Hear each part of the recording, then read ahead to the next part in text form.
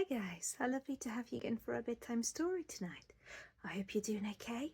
Isn't it getting nippy out there? But you know what else is happening at this time of the year?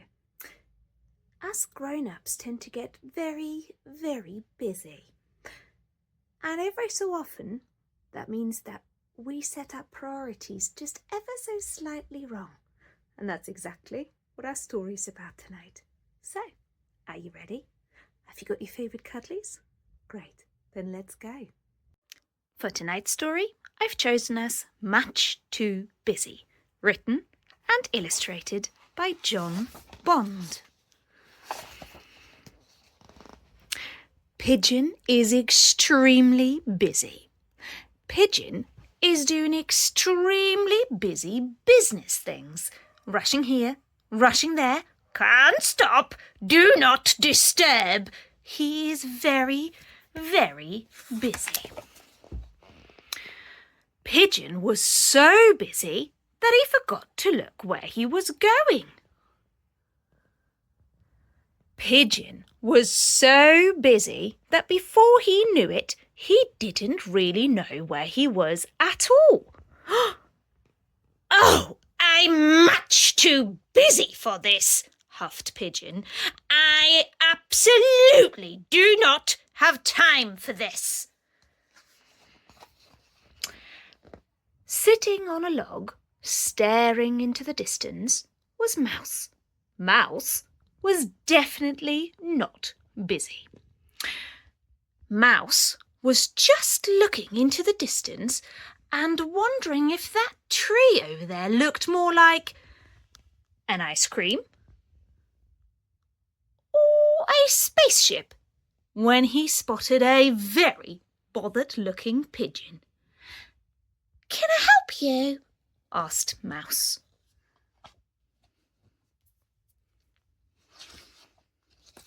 "Yes, I'm very, very busy and I'm very, very lost. I have a very important thing to do and I need to be doing it now." "Oh dear," said Mouse. "Perhaps I could help." "Yes, perhaps you could, but I'm very busy. So if you could just be quick about it." "Oh, yes, of course," said Mouse. "Quick, quick, absolutely." So Mouse started to lead the way. They hadn't been walking long when Mouse stopped to investigate an interesting-looking leaf. "Pigeon, this leaf looks just like your foot." "No time for that, Mouse," huffed Pigeon. "Much too busy for that." So they trudged on. Soon, Mouse came across a perfectly white feather. "Oh, look, Pigeon, it's a—" No, absolutely not. We do not have time for that feather, Mouse." "But it looks just like a feather, if you ask me," grumbled Pigeon. So on they went. As they came to a clearing, Mouse pointed excitedly up to the sky. "Well, Pigeon, will you look at that?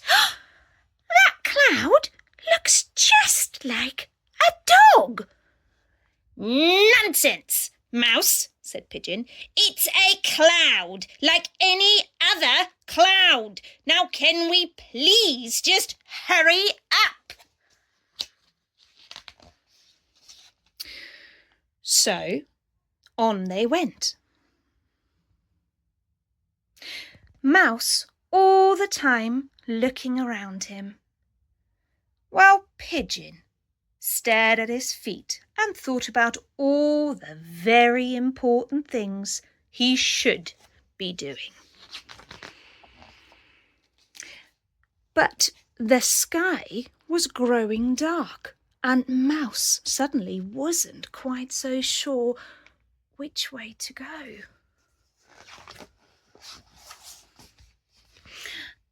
"You're right, Pigeon," said Mouse. "This is hopeless. I should have been looking where we were going and not at all those silly things around me. Now we're both lost." Pigeon stopped walking, and for the first time he stopped thinking about all the things he should be doing. He heard birds cheeping. He heard the rustle of the leaves in the trees. He heard his own thoughts, and he heard Mouse.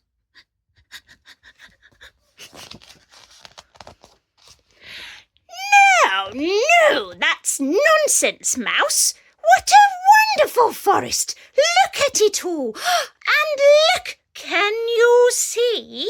That rock over there looks just like a cat. Mouse looked, and it did. The rock really did look like a cat. Oh, yes, I do see, Pigeon. So they both stopped and stared and admired the funny-looking rock. Do you know what else I see, Pigeon? I can see the road and your way home. Now, what do you think will happen next?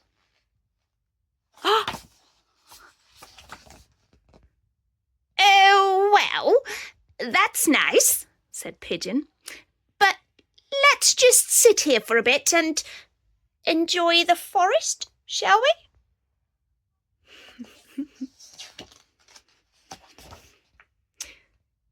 And that's exactly what they did. And what did you think of Pigeon and Mouse?